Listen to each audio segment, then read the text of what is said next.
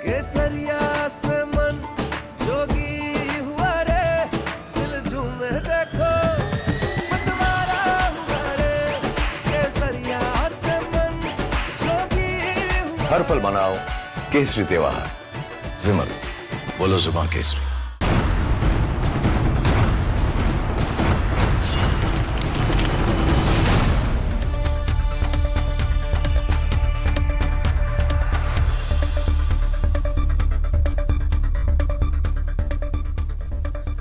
नमस्कार, स्वागत है आपका। मैं हूं आपके साथ अनामिका पांडे और आप देख रहे हैं प्रहार।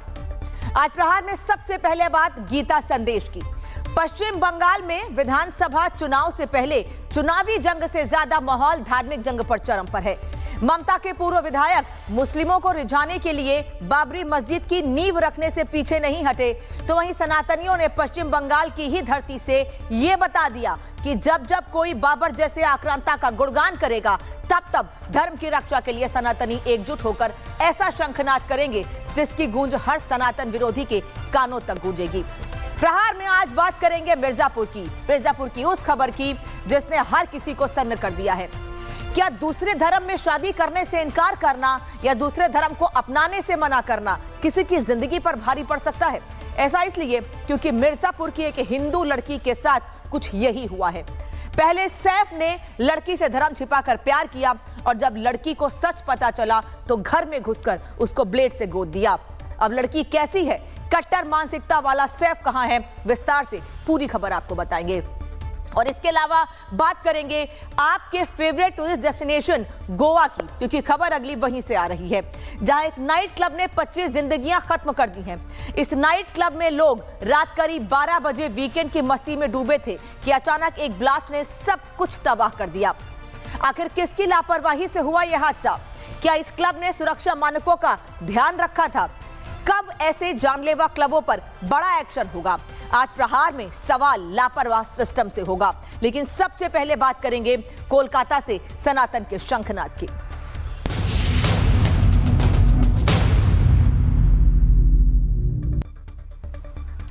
प्रहार में सबसे पहले बात करेंगे पश्चिम बंगाल की, जहां बाबरी की नींव ने एक नए विवाद को जन्म दे दिया है। बाबरी विवाद के बीच सनातनियों ने भी धर्म का मोर्चा खोल दिया है। साधु संतों की तरफ से धर्म और आस्था का महाअभियान चलाया जा रहा है और बाबर प्रेमियों को करारा जवाब भी दिया जा रहा है। जहां कल हुमायूं कबीर ने बेलडांगा में बाबरी मस्जिद की नींव रखकर बड़ा बवाल कर दिया, तो वहीं आज सनातनियों ने इसके खिलाफ युद्ध का ऐलान कर दिया है। हिंदुओं ने धर्म को बचाने के लिए नया मोर्चा खोल दिया और आध्यात्मिक जागरण के लिए भगवद गीता के पाठ का कोलकाता में आयोजन किया गया। ये दो तस्वीर आपको दिखा रहे हैं जहां बाबरी मस्जिद की नींव रखे जाने पर जश्न मनाया गया। फीता काटा जा रहा है नींव रखे जाने पर। ये बाबरी मस्जिद की मुर्शिदाबाद में नींव रखे जाने के वक्त की तस्वीर है और ये आज की तस्वीर जहां सनातन का शंखनाद हुआ है। गीता पाठ आयोजन के लिए 5 लाख लोग इकट्ठे हुए हैं। कोलकाता के ब्रिगेड परेड ग्राउंड की ये तस्वीरें देख लीजिए। आप तस्वीरों से ही समझ सकते हैं कि सनातनियों ने किस कदर बाबरी के विरुद्ध जंग का ऐलान कर दिया है। परेड ग्राउंड में ढोल नगाड़े बजते आपको सुनाई दे रहे हैं, श्री कृष्ण के नारे और शंखनाद। ये अधर्म के विरुद्ध नए युद्ध का ऐलान है। ये तस्वीर देख लीजिए, ये किसी को दिखाने या बताने के लिए नहीं है, बल्कि ये जताने के लिए है कि जब जब बाबर जैसे आक्रांता की तारीफ की जाएगी, उसके हित में काम किया जाएगा, तब तब सनातन का शंखनाद होगा।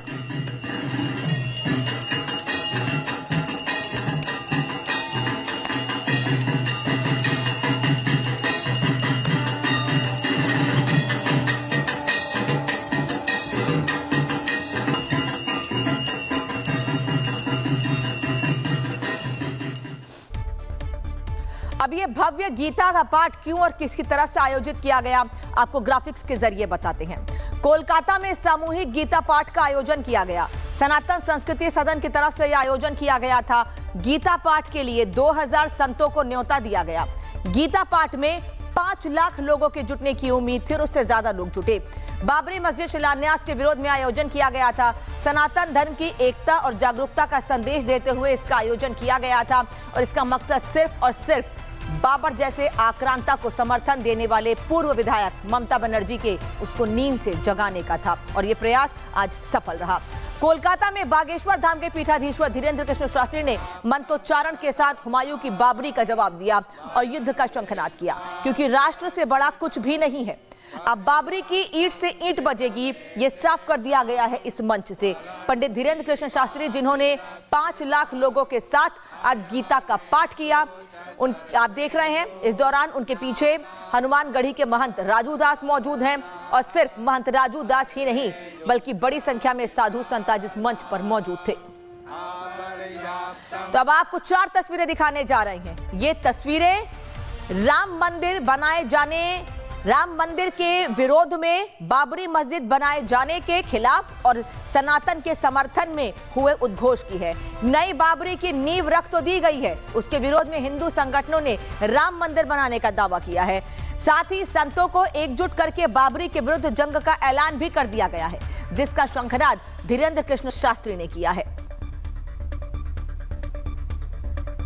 तो पंडित धीरेन्द्र कृष्ण शास्त्री ने इस दौरान क्या कहा है ये भी आपको सुनाएंगे, लेकिन सबसे पहले आपको ये बता देते हैं कि आखिर कैसे मंदिर मस्जिद को लेकर जो दावे किए जा रहे हैं उस बीच सवाल कितने उठ रहे हैं।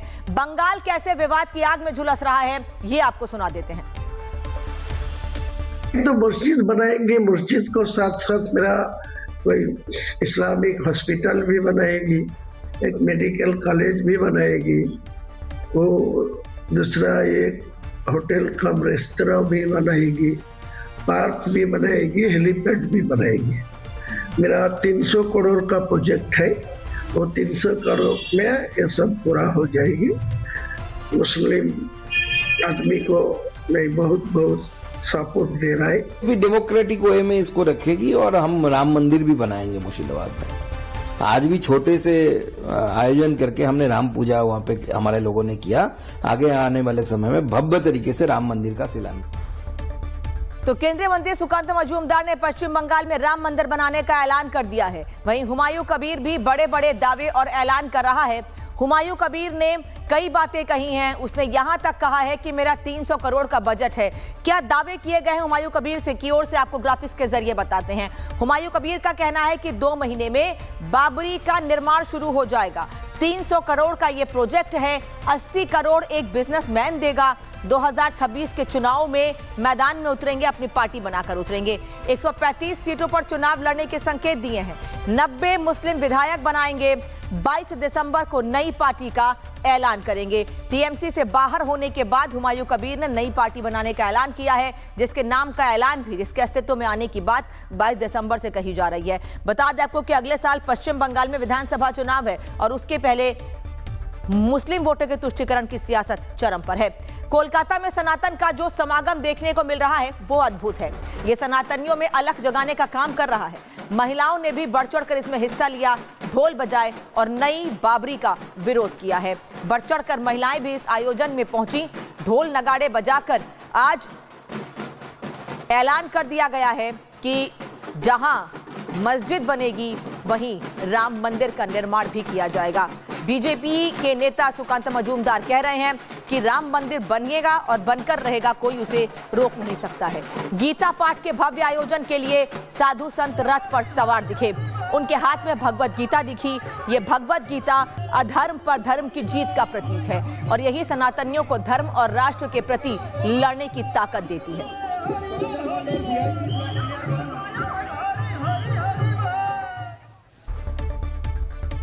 वहीं हुमायूं कबीर के खिलाफ बीजेपी ने मोर्चा खोल दिया है। बीजेपी नेता जगदम्बिका पाल ने क्या कहा है, सुनिए। ये देश में लोगों को भड़काने की कोशिश हो रही। देश संविधान से चलता है और जिहाद की कोई संविधान में गुंजाइश नहीं है। और जिस तरीके से जब वक्फ का भी कानून बन रहा था और आपने देखा कि उस समय भी जिस तरीके से कोशिशें हो रही थी, लेकिन भारत की में प्रजातांत्रिक मूल्य की जड़ें इतनी गहरी हैं कि लोगों को भारत के संविधान पे आस्था है, भारत की पार्लियामेंट पे आस्था है। बंगाल में हिंदू एकजुटता का संदेश दिया जा रहा है, लोगों को गीता बांटी जा रही है और बाबरी गैंग को करारा जवाब दिया जा रहा है। बाबरी पर सबसे बड़े गदर के बीच अब हिंदुओं की भीड़ जमा हो गई है जो धर्म का संदेश दे रही है। आज दोपहर 2-3 बजे तक इस कार्यक्रम का आयोजन किया गया जिसमें 5 लाख लोगों ने गीता का पाठ किया। कोलकाता के ब्रिगेड ग्राउंड परेड से कैसी है तस्वीर रही, आज लोगों में गीता पाठ को लेकर कैसा उत्साह रहा, हमारे सहयोगी की रिपोर्ट देखिए। हर घर में गीता हो, हर घर का लोग गीता को पाठ करे, गीता से परिचित हो, इस स्लोगन को सामने रखते हुए ही बहुत सारे ऐसा इस कुरुक्षेत्र मैदान और ब्रिगेड परेड ग्राउंड में काउंटर किया गया है जहां से फ्री ऑफ कॉस्ट गीता हाथ में दिया जा रहा है। गीता को मनुष्य के साथ पास में दिया जा रहा है। आपको ये भी दिखा दूं कि इस काउंटर से जो भी लोग आ रहे हैं, जो भक्त है, उनके हाथों में गीता को दिया जा रहा है कि गीता का जो आलोक है वो हर जगह में पहुंचे, हर लोग गीता से परिचित हो, हर जगह में गीता को पाठ किया जाए और गीता के अध्याय से परिचित हो लोगों। इसी लक्ष्य को लेकर इस काउंटर से गीता दिया जा रहा है। मैं बात करना चाहूंगी जो काउंटर में अभी ये चल रहा है उनके साथ बात करना चाहूंगी। स्वच्छ सेवक है वो। सर, क्या आप लोगों का मोटिव है? आप फ्री ऑफ कॉस्ट गीता दे रहे हैं, क्या मोटिव है? हाँ, ये सब फ्री ऑफ कॉस्ट गीता भी दे रहे हैं हम लोग, साथ में थोड़ा टिफिन दे रहे हैं, पानी के बोतल दे रहे हैं, सबको जैसे पूरा किट। तो 5 लाख लोगों को आज भगवत गीता वितरित की गई है और ये है सनातन की अलग जगाने के लिए। वहीं बीजेपी नेता लॉकेट चटर्जी और कार्तिक महाराज ने टीएमसी से सस्पेंड किए गए विधायक हुमायूं कबीर पर जोरदार निशाना साधा है। उन्होंने कहा कि भारत में कभी दोबारा बाबरी मस्जिद नहीं बनाई जा सकती है। ये जो कर रहा है तो इतिहास को तोड़ रहा है ये हुमायूं कबीर ने, और ये ममता बनर्जी ने इसको सस्पेंड करके इसको सुविधा कर दिया अपना पार्टी को। ये तो आईवश किया पूरा।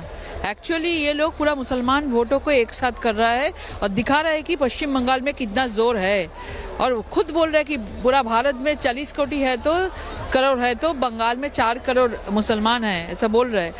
तो मतलब ये पूरा मुसलमान वोट को इकट्ठा कर रहा है और ममता बनर्जी को मुसलमान वोट चाहते हैं। श्रीमद् भगवद गीता सनातन हिंदू धर्म के श्रेष्ठ धर्म ग्रंथ है। ये गीता में समन्वय के वार्ता है। हमारा सनातन धर्म में जो जाति विभाग है, जाति भेद है, ये गीता हिंदू समाज को तोड़ना नहीं, जोड़ने के लिए गीता, श्रीमद् भगवद गीता। और बाबरी पर बढ़ते विवाद और गीता पाठ के बीच हुमायूं कबीर नई मस्जिद के शिलान्यास वाली जगह पर पहुंचा और वहां जायजा लिया, जिसके बाद विवाद और गहरा गया है। आपको बता दें कि हुमायूं कबीर ने कहा था कि बाबरी का शिलान्यास करने के लिए उसने करोड़ों का चंदा जुटा लिया है, उन्हें सरकार से कोई मदद नहीं चाहिए। और इसकी कल उस वक्त एक तस्वीर भी देखने को मिली जब गरीब वर्ग के लोग चंदा चढ़ाते हुए दिखाई दिए। ये लोग जिनको बरगला कर पैसे इकट्ठे किए जा रहे हैं, इनसे झूठ बोला जा रहा है, इनकी गाढ़ी कमाई इकट्ठी की जा रही है। बाबरी मस्जिद बनाए जाने के नाम पे ये लोगों से पैसे वसूले जा रहे हैं, लेकिन ये वसूली किस काम आएगी? क्योंकि साफ कह दिया गया है कि बाबरी मस्जिद नहीं बनेगी। देश के उस बुरे इतिहास को कभी दोहराया नहीं जा सकता है और जो दोहराने की कोशिश करेगा उसके खिलाफ सख्त कार्रवाई होगी। एक तरफ बाबरी को लेकर पश्चिम बंगाल में हंगामा है तो दूसरी तरफ काशी मथुरा में सुरक्षा चाक चौबंद दिखाई दे रही है। सिक्योरिटी टाइट कर दी गई है, व्यवस्था और कड़ी कर दी गई है क्योंकि लोगों में इस बात को लेकर नाराजगी है कि मुर्शिदाबाद में बाबरी मस्जिद की नींव रखी गई है। एक और तस्वीर देख लीजिए जहां काशी में भी सुरक्षा व्यवस्था सख्त देखी गई। देश भर के बड़े धार्मिक स्थलों पर सिक्योरिटी बढ़ा दी गई है। काशी के बाद अब मथुरा के बाद अब काशी की तस्वीर आपको दिखा रहे हैं जहां बाबा विश्वनाथ के मंदिर के आसपास सुरक्षा कड़ी कर दी गई है। 6 दिसंबर को लेकर सुरक्षा अयोध्या से लेकर वाराणसी तक कड़ी थी, लेकिन मुर्शिदाबाद में कल जो कुछ हुआ उसके बाद सुरक्षा व्यवस्था और ज्यादा बढ़ा दी गई है। काशी विश्वनाथ धाम की यह तस्वीर इस वक्त आप देख रहे हैं जहां सुरक्षा के कड़े इंतजाम किए गए हैं। वहीं मुख्यमंत्री योगी आदित्यनाथ ने इशारों में हुमायूं कबीर को यह संदेश दिया है कि भारत में सिर्फ रामकृष्ण की परंपरा चलेगी, बाबर औरंगजेब की नहीं। अब आपको तय करना है कि आक्रांताओं को अपना आदर्श मानते हैं या रामकृष्ण और बुद्ध की परंपरा को अपना आदर्श मानते हैं। भारत के अंदर राम, कृष्ण और बुद्ध की ही परंपरा रहेगी, बाबर और औरंगजेब की परंपरा नहीं रहेगी। तो इस देश में आक्रांताओं के लिए कोई जगह नहीं है, ये साफ हो चुका है। बाबरी और हुमायूं के खिलाफ हिंदू संगठन कैसे सनातनी आस्था की अलख जगा रहे हैं, इस रिपोर्ट में दिखाते हैं आपको।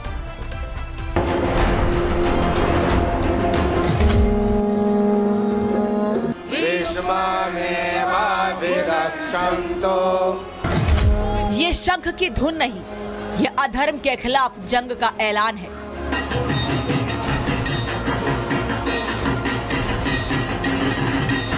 ये ढोल की थाप नहीं, धर्म को बचाने का शंखनाद है।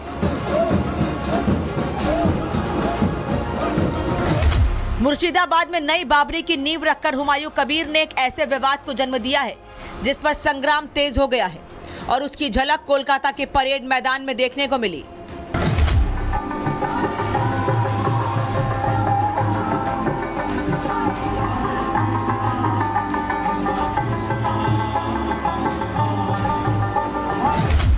हुमायूं कबीर का बाबरी ऐलान राजनीति का एक दांव है। ममता का वोट बैंक खिसकाने का प्लान है। बाबरी के नाम पर मुसलमान लामबंद हो रहे हैं। टीएमसी से निलंबित विधायक हुमायूं कबीर ममता पर एंटी मुस्लिम होने का आरोप लगा रहे हैं। हुमायूं कबीर ममता को आरएसएस का एजेंट बता रहे हैं। ममता मंदिर बनवाती है, मस्जिद का विरोध करती हैं। हुमायूं कबीर ने ऐलान कर दिया कि वो नई पार्टी बनाएंगे। 22 दिसंबर को नई पार्टी की घोषणा करेंगे।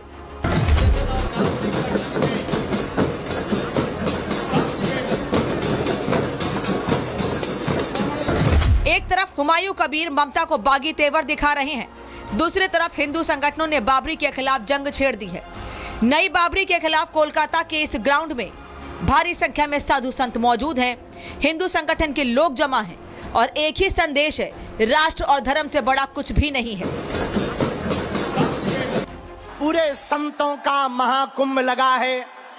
ये कोलकाता की नगरी, मां भगवती काली की नगरी आज बड़ी सौभाग्यशाली हुई है।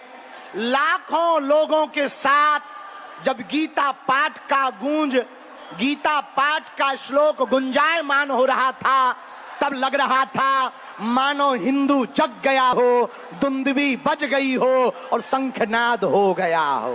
हिंदू राष्ट्र की जय का घोष करे, अपनी सम्मिलित शक्ति से दुष्टों का दमन करने के लिए संकल्पबद्ध हो जाइए। मैं आज आप सबसे निवेदन करती हूं कि आंधियां चलने लगी, अब ज्वार को पैदा करो। बंगाल के हिंदुओं, आंधियां चलने लगी, अब ज्वार को पैदा करो। कंठ में क्रंदन नहीं, हुंकार को पैदा करो। फिर सजने लगी है, फिर सजने लगी है, फिर सजने लगी है समर की भूमिका। पार्थ, तुम गांडीव में टंकार को पैदा करो। पार्थ, तुम गांडीव में टंकार को पैदा करो। हिंदू संगठनों ने यह साफ कर दिया है कि भारत को बाबरी और बाबर का नाम दोनों स्वीकार्य नहीं है। कुछ मुस्लिम भी हुमायूं के बाबरी नींव को ड्रामा करार दे रहे हैं। उनका कहना है कि बाबर के नाम पर कोई मस्जिद नहीं बननी चाहिए। सुप्रीम कोर्ट 9 नवंबर को 2019 में सुप्रीम कोर्ट का फैसला आया, 5 एकड़ जमीन मिल गई और पूरे देश के मुसलमानों ने कोर्ट का सम्मान किया। आज जो है बाबरी मस्जिद, राम जन्मभूमि का कोई विवाद नहीं रहा। कोर्ट ने फैसला किया, पूरे देश के मुसलमानों ने सम्मान किया। पूरे देश में एक पत्ता नहीं हिला, ये हमारा सबूत है। आज टीएमसी के नेता बंगाल में बाबर के नाम की मस्जिद के लिए उनको इलेक्शन आया तो उनको याद आया। इलेक्शन शुरू नहीं हुआ और मंदिर मस्जिद की राजनीति शुरू हो गई। हम तो इसको राजनीति मानते हैं। तो बाबर और बाबरी का इतिहास लोगों के दिलो दिमाग से उतर चुका है। ये बात खुद इकबाल अंसारी ने खुलकर स्वीकार की। बंगाल में बाबरी की नींव और गीता के श्लोक, ये धार्मिक टकराव अब राजनीतिक रंग ले चुके हैं। आज कोलकाता में सबसे बड़ा हिंदू सम्मेलन जिसमें आयोजित किया गया है, 5 लाख से भी ज्यादा आज मनुष्य आएंगे और यहाँ पर गीता का पाठ करेंगे। 5 लाख स्वर में आज गीता का पाठ हुआ जाएगा और जिस मैदान में ये आयोजित हो रहा है ब्रिगेड परेड ग्राउंड में, उसका नाम दिया गया है कुरुक्षेत्र मैदान। आपको बता दूं कि आज इस जो आयोजित है ये जो गीता पाठ का अनुष्ठान है उसमें शामिल होने के लिए सिर्फ इसी स्टेट से नहीं बल्कि असम, त्रिपुरा, यूपी, बहुत सारे स्टेट से भी, बहुत सारे देश से भी आज बहुत सारे लोग आ रहे हैं। कुल मिलाकर देखें तो मुर्शिदाबाद में बाबरी मस्जिद और कोलकाता में सामूहिक गीता पाठ के बीच बंगाल की सियासत चुनाव से पहले और गर्म हो गई है। बंगाल में सियासत अब सीधे आस्था के अखाड़े में उतर चुकी है। आप लोग कहाँ से आ रहे हैं? सुंदरबन से। बहुत सारी हुगली में, हाँ, हुगली में देख सकते हैं कि लोगों में कितना उच्छ्वास है, लोगों में क्या गीता पाठ हो रहे हैं, क्या सुनना चाहेंगे, क्या कहना चाहेंगे लोगों से जो हिंदू समाज के लोग हैं उनको क्या? अच्छा है हिंदू और भी होना चाहिए ऐसा प्रोग्राम। हिंदू बहुत अच्छा है। बच्चा बाबरी के खिलाफ है। हिंदू संगठनों ने मोर्चा खोल दिया है। अब देखने वाली बात होगी बंगाल की राजनीति कौन सा नया मोड़ लेगी। Bureau report, Republic Bharat. तो एक तरफ पश्चिम बंगाल में बाबरी पर घमासान मचा हुआ है तो दूसरी तरफ उत्तर प्रदेश में बेटियों की सुरक्षा पर सीएम योगी आदित्यनाथ प्राथमिकता देते नजर आए हैं। ये जानते हुए भी कट्टरपंथी सुधर नहीं रहे हैं और बेटियों को लव जिहाद का शिकार बनाने की कोशिश की जा रही है। और अब इसकी ये हिमाकत, इन लोगों की ये हिमाकत बहुत भारी इन लोगों को पड़ने वाली है जो हिंदू बेटियों को टारगेट कर रहे हैं। मिर्जापुर से सनसनीखेज घटना सामने आई है। आरोप है कि एक युवक लड़की के घर में घुसा, हिंदू लड़की के घर में घुसा, उस पर ब्लेड से हमला कर दिया। कई बार किए, हाथ और गले पर कई बार किए गए। पीड़िता के परिजनों ने गंभीर हालत में उसे अस्पताल में भर्ती कराया है जहां उसकी हालत नाजुक बनी हुई है। आरोप है कि लंबे समय से आरोपी युवक उस पर धर्म परिवर्तन और शादी का दबाव बना रहा था। जब लड़की ने इनकार किया तो लड़की पर हमला कर दिया गया। इस लड़की ने धर्म बदलने से इनकार किया, लड़की ने शादी से इनकार किया तो घर के अंदर घुसकर पर ब्लेड से वार कर दिया। उत्तर प्रदेश में कैसे लव जिहाद का खेल चल रहा है अब आपको ये बताते हैं। मिर्जापुर में घर में घुसकर नाबालिग पर हमला किया गया। धर्मांतरण से इनकार करने पर लड़की पर ब्लेड से हमला किया गया। आरोपी लड़का शादी के लिए लड़की पर दबाव बना रहा था। हमला करने के बाद आरोपी मौके से फरार हो गया। वीएचपी ने इसे लव जिहाद का मामला बताया है। पुलिस को वीएचपी ने 24 घंटे का अल्टीमेटम दिया है और इस मामले में कार्रवाई नहीं होगी तो बड़ा संग्राम छेड़ा जाएगा, यह वीएचपी ने साफ कर दिया है। घटना की सूचना मिलते ही पुलिस ने 7 लोगों को हिरासत में लेकर पूछताछ शुरू कर दी है और परिजनों की तहरीर पर मुकदमा दर्ज कर जांच शुरू कर दी है। कि एक महिला को एक व्यक्ति के द्वारा ब्लेड से घायल कर दिया गया है। इस सूचना पर तत्काल पुलिस टीम एवं वरिष्ठ अधिकारी घटना की गंभीरता देखते हुए मौके पर पहुंचे। पीड़िता को मंडलीय अस्पताल में भर्ती कराया गया। डॉक्टरों के द्वारा परीक्षण उपरांत यह अवगत कराया गया कि पीड़िता की स्थिति ठीक है एवं सामान्य है, परंतु बेहतर इलाज के लिए पीड़िता को बनारस रेफर किया गया है। प्रारंभिक जानकारी से ज्ञात हुआ है कि पीड़िता और अभियुक्त 1 वर्ष से परिचित हैं। आज मित्रता में कटुता आने के कारण अभियुक्त द्वारा यह कृत्य किया गया है। वहीं इस पूरे मामले पर पीड़िता के भाई का क्या कहना है ये भी आपको सुनाते हैं। वारदात के टाइम पे मौके पे हम नहीं थे और 1-1.5 महीने से लड़का परेशान कर रहा था और आज हम शादी के लिए बाहर निकले थे तो उसी समय उसने घर पे देखा कोई नहीं है, उसने घर में घुस के हमारी बहन से जबरन किया और धर्म परिवर्तन के लिए कह रहा था कि नहीं करोगे तो जान से मार देंगे। आज उसने ब्लेड तेज धार से उसने हाथ में, कलाई में और गले में मार दिया है और तेज धार हथियार लिया हुआ था, उसी से उसने मारा है। और पीड़िता अस्पताल में भर्ती है जहां उसकी हालत नाजुक बताई जा रही है। इस पूरे मामले पर अब बजरंग दल ने मोर्चा खोल दिया है और सड़क पर आने की बात कही है।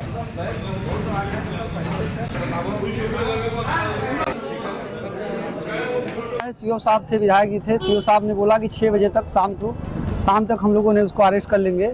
अभी उनके परिवार के 5-6 लोगों को बैठाया गया है और अभी घर पे भी गए हैं। घर पे इसका निरीक्षण किया गया। काफी रक्त गिरा हुआ है, इधर साइड में देखिए पूरा बच्ची का। और अगर शाम तक उसको नहीं अरेस्ट करते तो हम लोग बजरंग दल सड़क पे उतरेंगे, धरना देंगे और जो हो सकेगा अपना बजरंग दल अपनी काबिलियत दिखाएगा। मिर्जापुर में लव जिहाद की कोशिश की गई, हिंदू बेटी के साथ बर्बरता हुई तो योगी फोर्स कैसे एक्शन में आती दिखी, इस रिपोर्ट में दिखाते हैं आपको।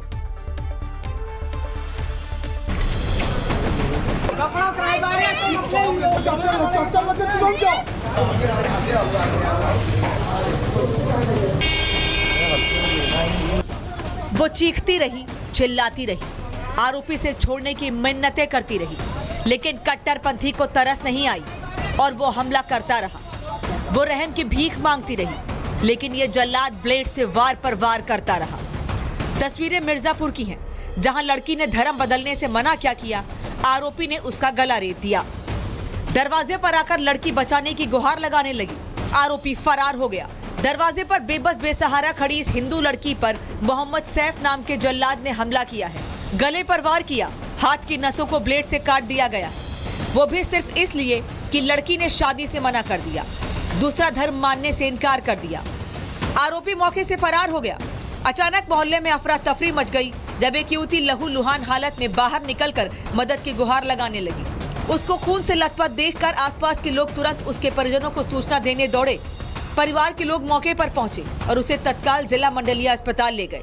डॉक्टरों ने प्राथमिक उपचार के बाद उसकी हालत को गंभीर बताते हुए वाराणसी ट्रॉमा सेंटर रेफर कर दिया। ये मामला पहले से चल रहा था, लड़की से जबरी शादी करने के लिए बोल रहा था, लड़की हमारी तैयार नहीं थी, जो ये हादसा कर दिया उसने। मामले की गंभीरता को देखते हुए पुलिस ने 7 लोगों को हिरासत में लेकर पूछताछ शुरू कर दी है और परिजनों की तहरीर पर मुकदमा दर्ज कर जांच शुरू कर दी है। लेकिन इस तस्वीर को देखकर लोगों के मन में एक ही सवाल उठता है, क्या हिंदू बेटी अपने घर में ही सुरक्षित नहीं है? पहले आरोपी सैफ ने बहला फुसलाकर इस हिंदू लड़की से दोस्ती की, फिर उस पर धर्म परिवर्तन का दबाव बनाने लगा। जब पीड़िता को युवक के खेल का पता चला तो उसने उससे दूरी बना ली। मोहम्मद सैफ को अपना कन्वर्जन प्लान फेल होता दिखा तो उसने हिंदू लड़की के साथ बर्बरता कर डाली और ताबड़तोड़ ब्लेड से हमला कर डाला।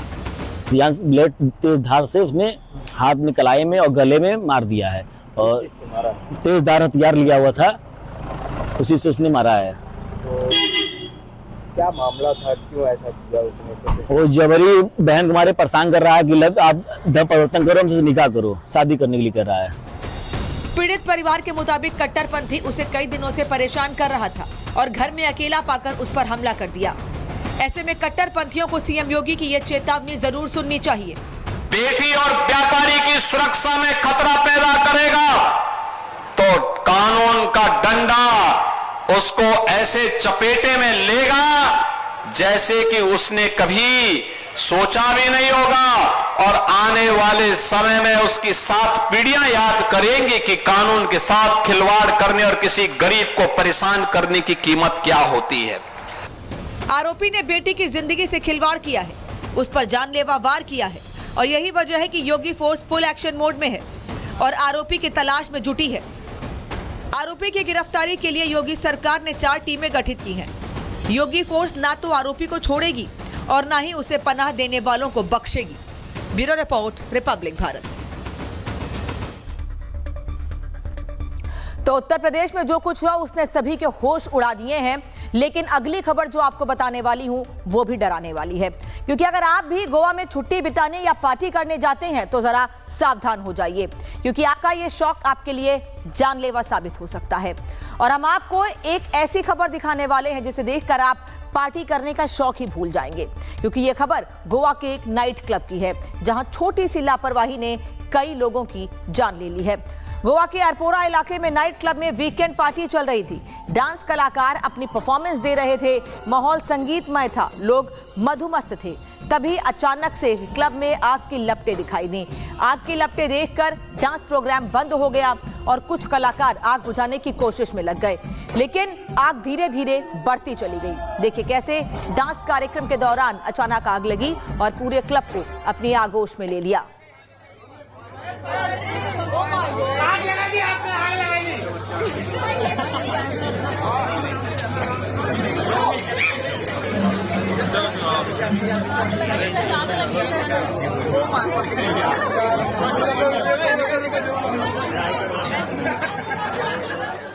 और गोवा के नाइट क्लब में आग लगने के बाद वहां हड़कंप मच गया। आनन फानन में पुलिस और फायर डिपार्टमेंट को खबर दी गई, जिसके बाद घटनास्थल पर पुलिस ने पहुंचकर लोगों को बाहर निकालना शुरू किया।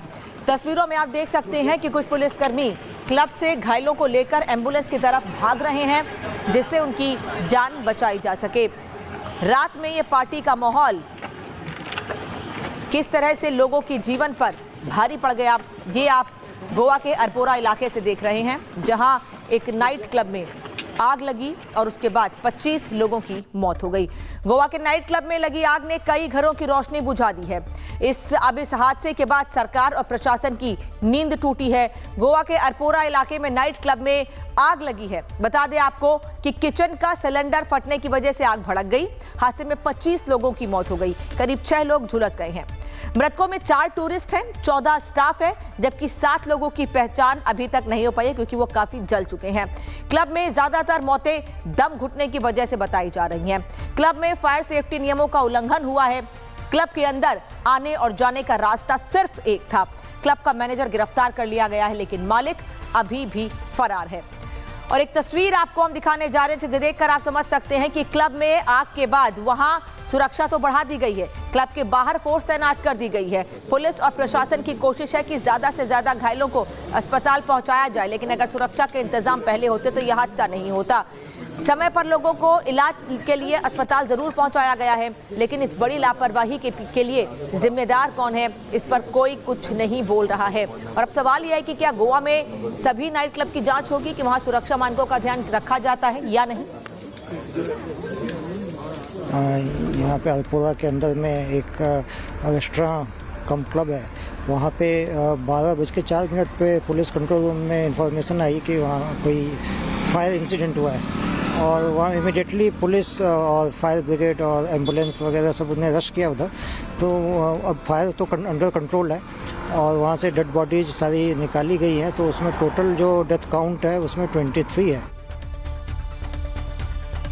गोवा के जिस क्लब में जगमगाहट रहती थी, आग लगने के बाद वही क्लब भूत बंगला जैसा नजर आया है। चारों तरफ राख ही राख फैली थी। क्लब के जो सामान बच गया था वो भी इस्तेमाल करने के लायक नहीं बचा था। गोवा के इस नाइट क्लब की तस्वीरें काफी डराने वाली हैं। सबसे बड़ी बात यह है कि इतने बड़े इलाके में बना ये नाइट क्लब इतना बंद था कि आग लगने के तुरंत बाद यहां घुटन बहुत ज्यादा बढ़ गई।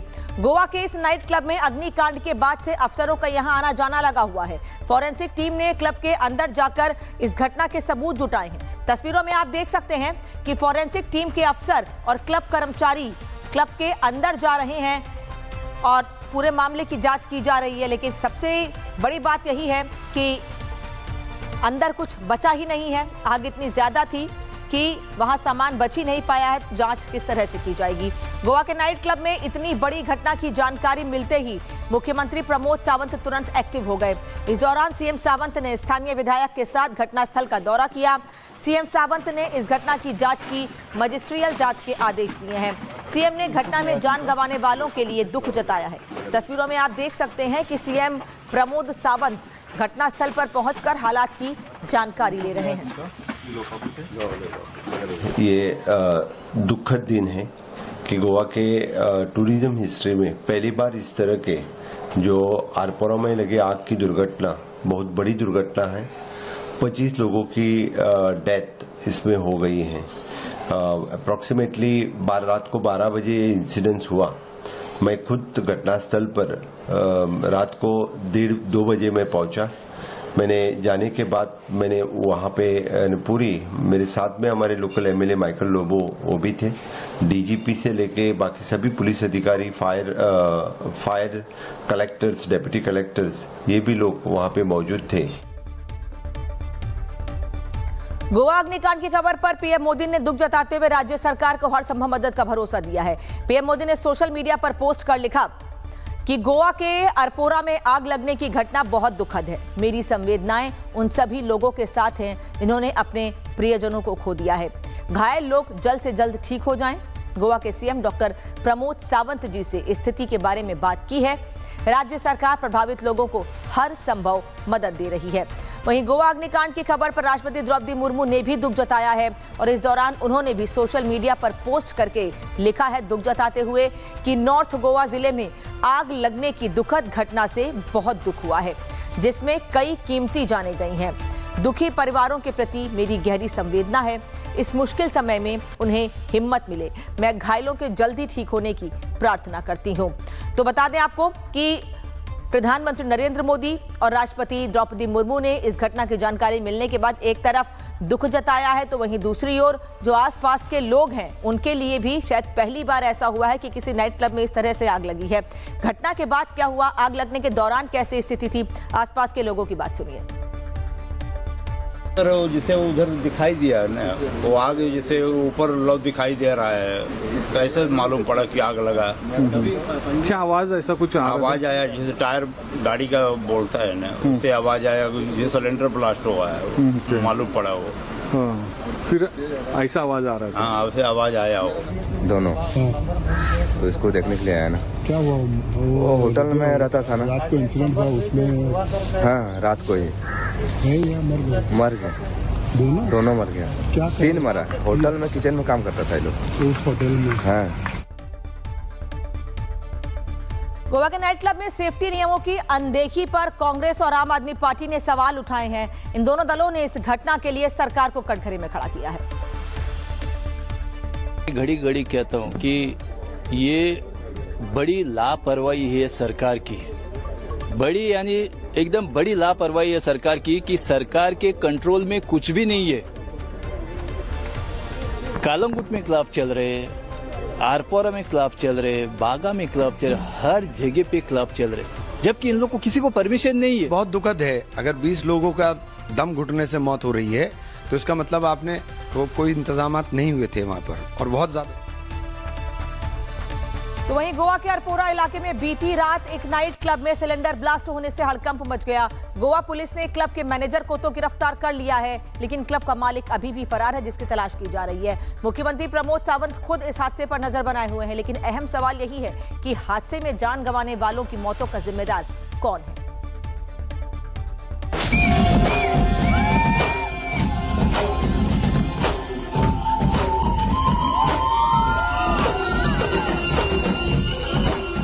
गोवा के एक नाइट क्लब में उस समय हड़कंप मच गया जब एक डांस परफॉर्मेंस के दौरान क्लब में अचानक आग लग गई। आग लगते ही लोगों ने उसे बुझाने की कोशिश की, लेकिन आग धीरे धीरे धधकती रही। इस दौरान क्लब में सिलेंडर फट गया और डांस फ्लोर पर भगदड़ मच गई।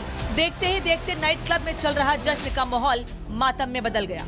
गोवा के अरपोरा इलाके में स्थित birch by Romeo Lane club में रात करीब 12 बजे किचन एरिया में सिलेंडर ब्लास्ट हुआ। कुछ ही सेकंड में आग की लपटें आसमान छूने लगी। आग इतनी तेजी से फैली कि लोगों को कुछ समझ नहीं आया। इस धमाके में 25 लोगों की मौत हो गई, जिनमें से 20 की दम घुटने से और 3 लोग जिंदा जल गए। जिस वक्त यह हादसा हुआ तब क्लब में वीकेंड पार्टी चल रही थी, लोग झूम रहे थे। इस दौरान करीब 100 लोग डांस फ्लोर पर मौजूद थे। पहले बीजेपी गवर्नमेंट और उसका सब ट्रोल और बीजेपी आईटी टीम ने हमको बैन किया फेसबुक से 5 महीना के लिए। क्यों बैन किया, सबके बारे में बोल रहा है मैं। अभी ये जो क्लब का लाइसेंस है उसका पूरा कार्रवाई होना मांगता है। गोवा के नाइट क्लब में लगी आग की चीख पुकार पूरे देश में गूंजने लगी। राष्ट्रपति द्रौपदी मुर्मू और पीएम मोदी ने इस घटना पर दुख जताया है। उधर धमाके की खबर मिलते ही गोवा के सीएम प्रमोद सावंत और स्थानीय विधायक माइकल लोबो ने घटनास्थल पर पहुंचकर हालात का जायजा लिया। मुख्यमंत्री ने इस घटना के मजिस्ट्रियल जांच के आदेश दिए हैं। शुरुआती जांच में सामने आया है कि क्लब में फायर सेफ्टी नियमों का पालन नहीं किया गया था। प्रशासन के वरिष्ठ अधिकारी मौके पर मौजूद हैं और फॉरेंसिक टीम आग की असली वजह की जांच कर रही है। क्लब में इस भीषण लापरवाही के बाद गोवा पुलिस ने क्लब मैनेजर को गिरफ्तार कर लिया है। एफआईआर दर्ज हो चुकी है। पुलिस अब फरार क्लब ओनर की तलाश कर रही है। ये क्लब पिछले साल ही खुला था, लेकिन आज यहाँ सिर्फ राख बची है। नाइट क्लब की चकाचौंध, लाइट्स, डांस और म्यूजिक, लेकिन एक चिंगारी ने 25 परिवारों की खुशियां उजाड़ दी। गोवा के इस अग्निकांड ने साफ कर दिया है कि गोवा के ज्यादातर क्लब कुछ पैसे बचाने के चक्कर में नियमों की धज्जियां उड़ाकर आम लोगों की जान को ताक पर रख रहे हैं। इन क्लबों को सिर्फ मुनाफे से मतलब है, उन्हें आम लोगों की सेफ्टी से कोई लेना देना नहीं है। ऐसे में आप ध्यान रखिए कि आप जिस क्लब में जाते हैं वहाँ नियमों का पालन किया जाता है या नहीं। Bureau report, Republic Bharat. और गोवा हादसे से जुड़ी एक बड़ी खबर आ रही है। गोवा अग्निकांड मामले में 4 लोग हिरासत में लिए गए हैं। नागोवा पंचायत के सरपंच पर भी शिकंजा कसा गया है। इसके अलावा 3 और लोगों को पुलिस ने हिरासत में लिया है। बर्च नाइट क्लब के मालिक सौरभ लूथरा और गौरव लूथरा के खिलाफ FIR दर्ज की गई है। साथ ही 4 लोगों को अभी और हिरासत में लिया गया है। चलिए बढ़ते हैं आगे और अब बात कर लेते हैं इंडिगो की लापरवाही की, क्योंकि इंडिगो की फ्लाइट कैंसिल होने का सिलसिला आज 7वें दिन भी जारी रहा। आज इंडिगो की सैकड़ों से ज्यादा फ्लाइट कैंसिल हो चुकी हैं। इनमें दिल्ली, चेन्नई, जयपुर, हैदराबाद, भोपाल, मुंबई से जाने वाली फ्लाइट शामिल हैं। हालांकि इंडिगो ने दावा किया है कि उसने 95% रूट पर फ्लाइट ऑपरेशन नॉर्मल कर दिए हैं। एयरलाइन ने कहा है कि 138 से 135 डेस्टिनेशंस पर फ्लाइट ऑपरेट कर रहे हैं। हमें लोगों का भरोसा दोबारा जीतने के लिए काफी वक्त लगेगा, लेकिन बार बार अपनी लापरवाही पर इंडिगो प्रबंधन सिर्फ सॉरी बोल रहा है। इसके अलावा कुछ भी नहीं कहा जा रहा है। सबसे पहले हम आपको मुंबई के छत्रपति शिवाजी महाराज इंटरनेशनल एयरपोर्ट की तस्वीर दिखाते हैं, जहां एयरपोर्ट पर फ्लाइट कैंसिल होने से यात्रियों को परेशानी हो रही है। तस्वीरों में आप देख सकते हैं कि टर्मिनल पर यात्री किस तरह से मायूस हैं। उन्हें बस उम्मीद है कि कोई फ्लाइट मिल जाए। बेंगलोर से फ्लाइट था 8:45 का 4 तारीख को। हम लोग आए 5 तारीख को मॉर्निंग में 12:30 बजे बॉम्बे पहुंचे।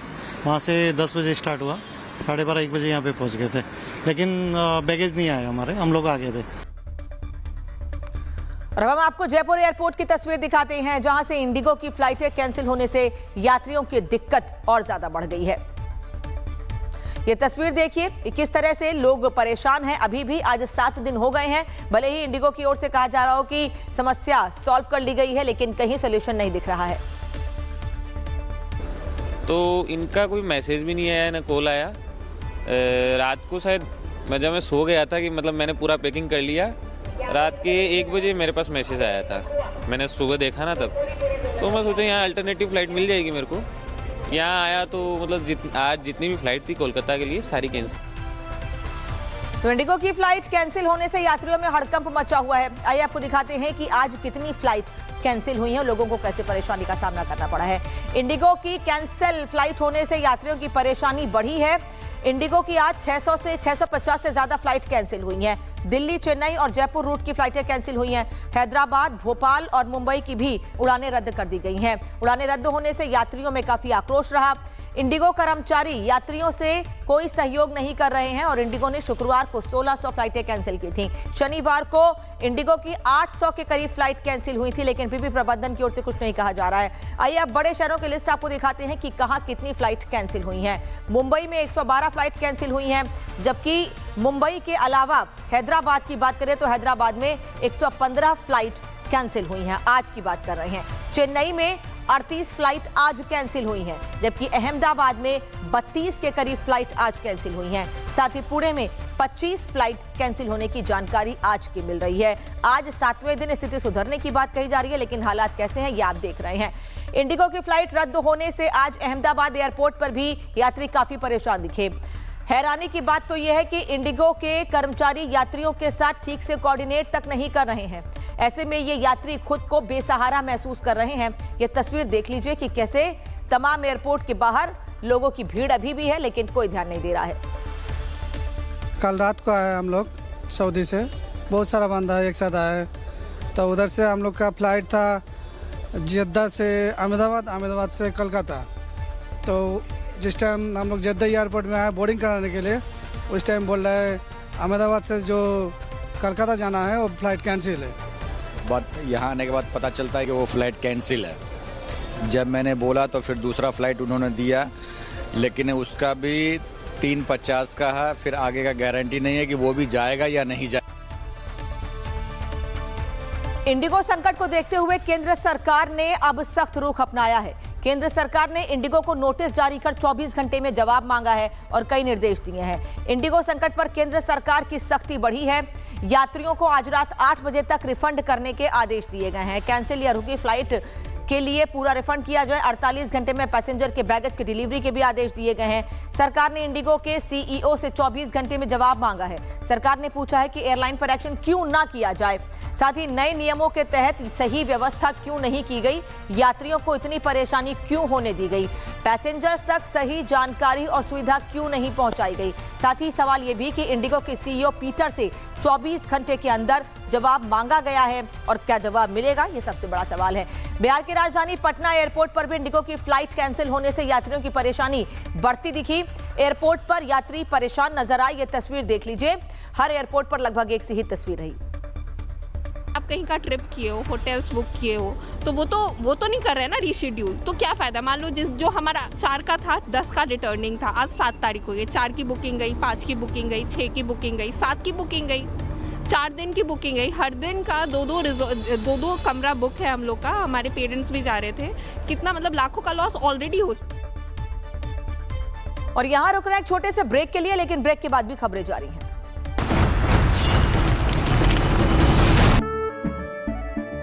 केसरिया से मन जोगी हुआ रे, दिल झूमे देखो मतवारा हुआ रे। केसरिया से मन जोगी हुआ। हर पल मनाओ केसरी त्योहार। विमल, बोलो जुबान केसरी।